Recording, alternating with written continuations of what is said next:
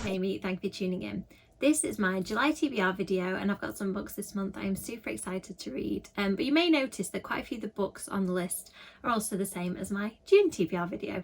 And that's because I went a little bit rogue in June and I didn't read quite a lot of the books I'd planned to, partially because I was really busy writing, because I ended up being sent some brilliant books from publishers that I wanted to read straight away and prioritise because they're about to come out.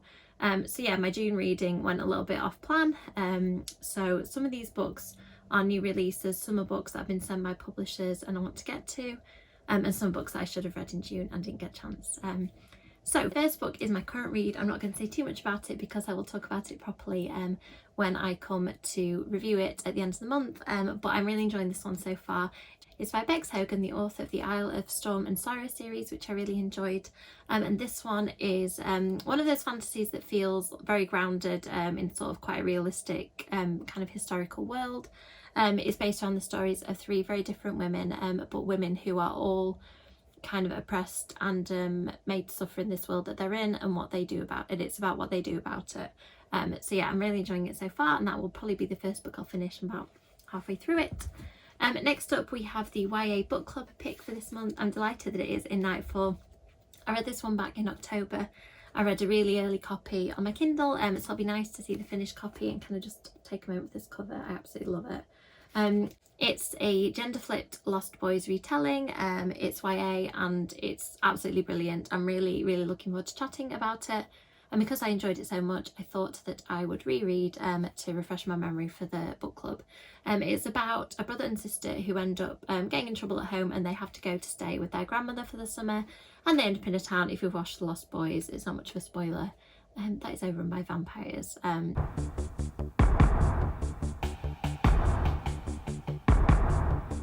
So excited to read this again, ready for the chat. Next up, I've been absolutely terrible with the Point Horror book club this year. I'm determined to read this month's pick Prom Date. I think it's because I always prioritise books that are about to come out. I haven't had loads of time for reading this year. So because this book came out in the 90s, these books are from the 80s and 90s predominantly, I think. They end up kind of slipping to the bottom of the pile. So if I don't get time, I don't read them. This is the pick for July and I'm really looking forward to getting stuck into it. Every Word a Lie. I'm such a big Sue Warman fan. I'm really annoyed with myself that I haven't read this one yet. It was already out or just about to come out by the time I received it. Thank you Scholastic for sending it to me. And I find that as soon as books are already out, like I mentioned, I end up rushing to read the ones that aren't out yet. So this one has just got bumped down the list, but I really want to get to it. It is about catfishing. It says friends Amy and Stan get revenge on their prankster friend Holly by sending fake messages from her crush, but then Holly ends up dead, and the catfish killer is just getting started. Amy's determined to stop them, but unpicking the tangled web of secrets and lies in her friendship group leads to one terrifying conclusion: she might be the killer's next victim. Sue Warman writes absolutely brilliant thrillers. I'd recommend you read others. They're all standalones, so you can pick them up in your order of preference, and I'm looking forward to this one. This book, I'm so sorry Kat Delacourt, has been on my list so many times. It's a mafia book, it's a dark romance, a simmering supernatural romance set in the crumbling Italian city of Castello, where mafia clans make the rules, dark magic pulses the streets, and the sins of the past threaten to consume the present. It sounds so good, but again, because I got it when I was already out, I didn't feel that urgency, so I ended up not picking it up yet. Next we have a proof that my publisher UClan sent to me. Thank you UClan. It is by Jennifer Lane. It's called The Black Air and it comes out in September, like my next book actually, the Taste of Darkness horror anthology. So this one is about witchcraft. It sounds really good. I got sent a lovely little set with a candle and a stone and things in it with the proof. It says, in a remote village overshadowed by gruesome legend and ancient superstitions, who can say what's real, what's not, and what should stay buried deep inside your head? The Black Air is a spellbinding contemporary novel with a dark mystery at its heart. It sounds really good. I love books about witchcraft, so this one hopefully I'll be picking up soon. Certainly before September I will be getting to it. Again, a book that's been on my TBR so many times. People kept saying, oh, I can't wait to see what you think about this one, and I keep not reading it, so I'm really going to try and read it this month. Episode 13 is a found footage book. It's about haunting, I believe. It's a ghost hunting reality TV show. I really like the blurb of this one, so hopefully it is going to be as fun as it sounds. Next up, Colin Bayron's next book, You're Not Supposed to Die Tonight. I just want to show you these gorgeous blood dripping threads. I love the fact that this is really short. It's a slasher, and I think that slashers, it tends to lend themselves to that. A short book, hopefully it'll be really fast paced. It says, at Camp Mirror Lake, terror is the name of the game, but can you survive the night?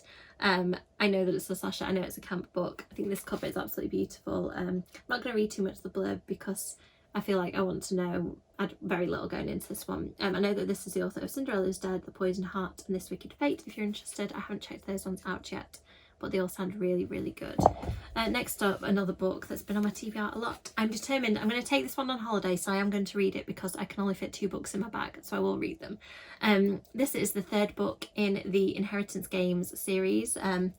It follows the main character who is going to inherit some money if she spends a year with the family in the household of the family that was supposed to inherit this absolutely huge amount of money.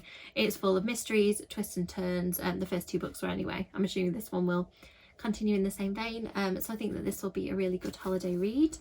Next, another book. Why did I not read this the second it came out? I love Maureen Johnson's books. This is another standalone set in the truly devious world. It's based on a 90s murder this time, I think. So again, no excuse for, yeah, a murder that happened in 1995. I love 90s stuff. So this is Stevie investigating a murder that, to some teen readers, happened a long time ago. To me, happened when I was a teenager, or a tween, nearly a teenager. So I'm really excited to get to this one. It is quite heavy, but I think I'm going to take this on holiday too because I really want to read it because it's been on my TBR so long. Didn't get to Patricia Wants to Cuddle last month, but it looks so good. It is a book, I believe it's about a Yeti. I believe it's about, it's a reality TV show where the finalists are being sent to this beautiful island trying to woo some man who they want to be chosen by to go on a date with him or something. And then something is going wrong on the island. I believe it's a Yeti and there's nice blood-stained fur on the front, which suggests that I'm right from what I've been told. I think that that's what it said in all the promo stuff anyway. It says it on the front, it's a one-of-a-kind queer horror comedy for people who watch The Bachelor. Yeah, sold. I love The Bachelor. It's one of those reality TV shows I actually do really enjoy. I don't watch that many of them. Next up, I got an early copy of this as well. This comes out in early July. Thank you, Scholastic, for sending me an early copy. I adore Catherine Foxhill's books. They are insta-reads for me. She writes these really tense, thrilling horror thrillers. That doesn't sound very catchy, but they are brilliant books. They all have a unique premise. This one is about an AI who has sort of decided, with a little bit of human help, that it's going to set up a scenario very much like The Breakfast Club. It's going to trap a load of teenagers together to see who would survive. It sounds absolutely brilliant. So I have just started reading it as well, I have to admit, and I'm really enjoying it. And My Family in Other Romans, I was sent an early copy of this by Chicken House. I love a book set in a Roman period. Look how beautiful this is. It's about a girl who gets sent back to Roman times.